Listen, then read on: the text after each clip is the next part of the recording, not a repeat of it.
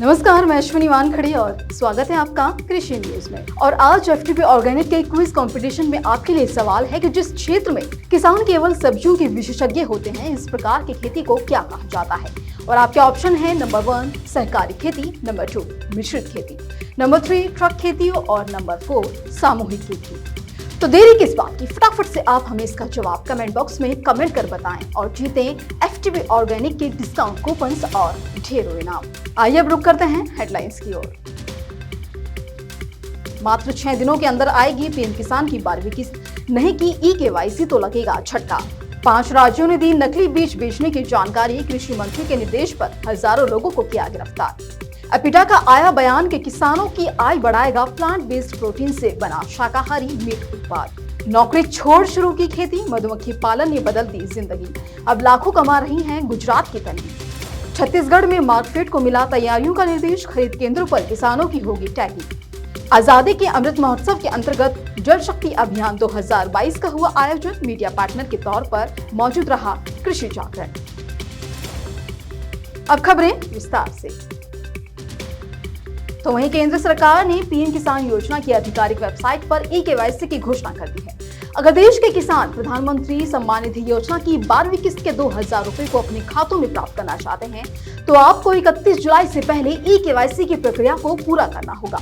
अगर किसान इस प्रक्रिया को पूरा नहीं करते हैं तो वह पीएम किसान योजना की 12वीं किस्त से वंचित रह सकते हैं। कृषि मंत्री नरेंद्र सिंह तोमर ने संसद में बताया कि आंध्र प्रदेश, गुजरात, कर्नाटक, महाराष्ट्र और तेलंगाना में नकली बीजों की बिक्री की सूचना मिली है। उन्होंने कहा कि खराब गुणवत्ता वाले या नकली बीजों की बुआई से इन राज्यों के किसानों को लाखों रुपयों का नुकसान हुआ है। मंत्री ने कहा कि इस संदर्भ में तेलंगाना में लगभग 978, महाराष्ट्र में 223 और गुजरात में 38 और आंध्र प्रदेश में 17 लोगों को अब तक गिरफ्तार किया जा चुका है। तो वहीं गुजरात की पाटन की रहने वाली तन्वीबेन पटेल ने अपनी नौकरी छोड़कर शहद के कारोबार में कदम रखा और पहले ही साल उन्हें करीब 5 लाख का मुनाफा प्राप्त हुआ। अब वे पूरे देश में जैविक शहद बेचती हैं। वे अपनी 70 बीघा में से 5 बीघा जमीन पर प्राकृतिक खेती करती हैं और इतना ही नहीं, उन्होंने अपने दायरे को बढ़ाते हुए डेयरी फार्मिंग से लेकर मधुमक्खी पालन को अपनाया और आज 4 से 5 लाख रुपए सालाना कमा रहे हैं। तो वहीं कृषि जागरण से बातचीत के दौरान तन्वीबेन पटेल ने क्या कुछ कहा, आइए जानते हैं। मैंने बी फार्मिंग 2019 से शुरू किया है। इसमें पहले शुरुआत में मेरी 4 लाख की लागत लगी थी। उसमें मुझे 5.5 लाख का पहले साल ही शहद में फ़ायदा हुआ था।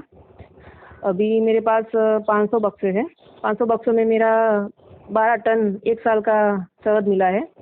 इसमें मुझे खर्चा निकाल के टोटल 17 से 18 लाख का फ़ायदा है।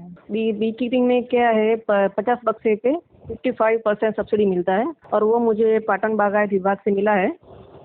और आगे भी मैंने सब्सिडी डाला हुआ है, उसमें भी मुझे वो सब्सिडी मेरा पास हो जाएगा। छत्तीसगढ़ सरकार ने किसानों को एक बड़ा तोहफा दिया है। दरअसल भूपेश बघेल सरकार ने सीजन 2022 और 23 में अरहर, उड़द और मूंग की खरीद एमएसपी पर खरीदने का फैसला किया है, जिसे लेकर सरकार ने राज्य सहकारी विपणन संघ मार्कफेड को भी निर्देश दे दिया है। आपको बता दें कि किसानों से अरहर और उड़द 6,600 रुपए और मूंग 7,755 रुपए प्रति क्विंटल की दर से खरीदी जाएगी। तो वहीं कृषि विज्ञान केंद्र ICAR भारतीय कृषि अनुसंधान संस्थान शिकोपुर गुरुग्राम में आजादी के अमृत महोत्सव के अंतर्गत जल शक्ति अभियान 2022 इस विषय पर किसान मेला आयोजित किया गया, जहां कृषि जागरण की team as a media partner मौजूद रही। तो वहीं कृषि जागरण के COO doctor PK Pant guest speaker के तौर पर मौजूद रहे। आपको बता दें कि इस अभियान का उद्देश्य है जल को बचाएंगे, सबको जल संरक्षण का महत्व समझाएंगे। जल की उपयोगिता के बारे में किस प्रकार से हम विद्यार्थियों को, महिलाओं को, किसानों को और पानी के उपयोग करने वाले समाज के अन्य वर्गों को चेतन करें, उनको इस बात के लिए प्रेरित करें कि किस प्रकार से हमें अपने गुणवत्ता जल का बेहतर इस्तेमाल करना है, चाहे वो घर के स्तर पे हो, कार्यालय के स्तर पर हो या खेती के क्षेत्र में हो या औद्योगिक क्षेत्र में हो, जिससे हमारा जल एक महत्वपूर्ण संसाधन है, उसकी उपलब्धता लंबे समय तक और निरंतर उसको सुनिश्चित किया जा सके।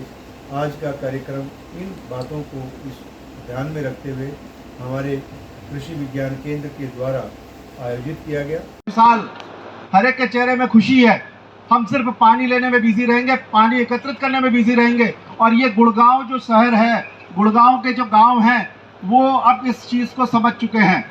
यहाँ पर जिस तरह से पानी की कमी थी और उस पानी की कमी को चुनौती देते हुए यहाँ के किसान खेती कर रहे, ड्रिप इरिगेशन को अपनाए हैं और साथ साथ स्प्रिंकलर्स को अपनाए हैं। उन्होंने ईच ड्रॉप मोर क्रॉप वाला जो कंसेप्ट है उस पर काम किया है। इस पर बड़ा फक्र होता है। और आज बरसात के समय में, वर्षा ऋतु में, हम सभी किसान भाइयों का साथ साथ जो हम यहाँ के नागरिक हैं, इनका भी कर्तव्य है कि जो भी पानी हमारा यहाँ पर बरसात में आता है उसको हम कंजर्व करें। नवनियुक्त कृषि अधिकारी के प्रशिक्षण सत्र के समापन पर आयोजित समारोह को संबोधित करते हुए बिहार के पटना कृषि विभाग के सचिव डॉक्टर एन सरवर कुमार ने नवनियुक्त अधिकारियों से कहा कि वे किसानों के हित में काम करें, सरकार की ओर से चलाई जा रही योजना को सही ढंग से कार्यान्वित करें। आपको बता दें कि 72 दिनों के प्रशिक्षण में नवनियुक्त अधिकारियों को कृषि से जुड़े कानून के अलावा केंद्र और राज्य सरकार की कृषि कल्याण की योजनाओं की जानकारियां दी गई।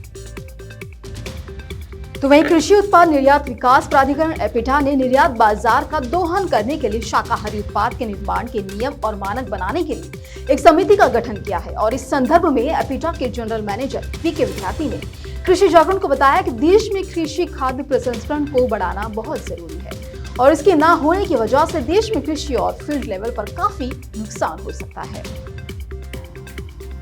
और इसी के साथ मौसम विभाग ने जम्मू कश्मीर, राजस्थान, यूपी और बिहार में बारिश का अनुमान जताया है। अगले 2-3 दिनों में यहाँ मानसून मेहरबान होगा तो कहीं कहीं भारी बारिश भी कहर डाल सकती है। तो वहीं मध्य प्रदेश और दक्षिण भारत में भी बारिश का सिलसिला लगातार जारी रहेगा। राजधानी दिल्ली की बात करें तो यहाँ मौसम मिला जुला रह सकता है। कुछ इलाकों में हल्की बारिश होगी तो कहीं मध्यम, बाकी इलाकों में बादल छाए रहेंगे। इसी तरह की अन्य खबरों के लिए जुड़े रहिए कृषि जागरण के साथ।